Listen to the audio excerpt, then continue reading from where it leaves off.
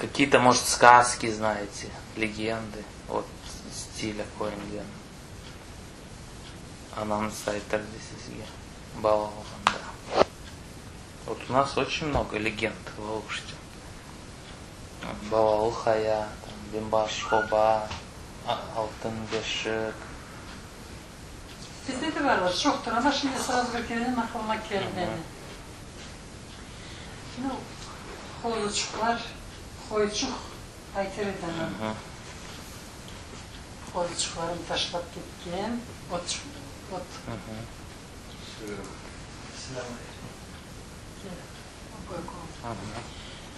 Bu ne? Aytacağız.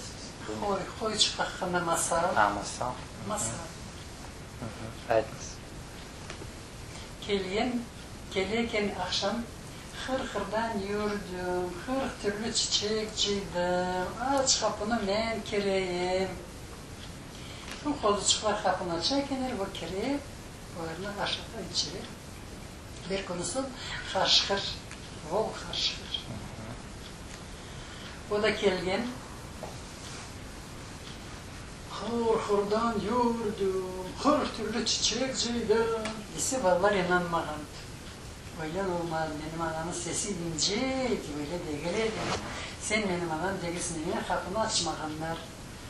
Son kaytıp gitken, son bir horazını soyup, horazının kanını içken, sesi ince olgun. Gelgen anası gibi kaytıkan, aldatıp kirgen.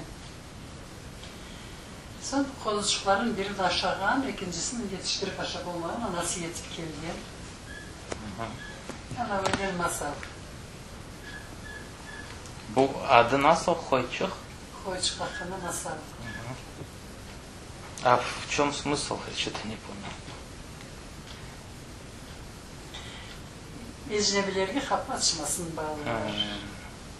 Başka bir gelse, senin soyunmun ya dayınmun ya teyzenmin bir kimsen dese, kimseye kapı açmasını bağlılar.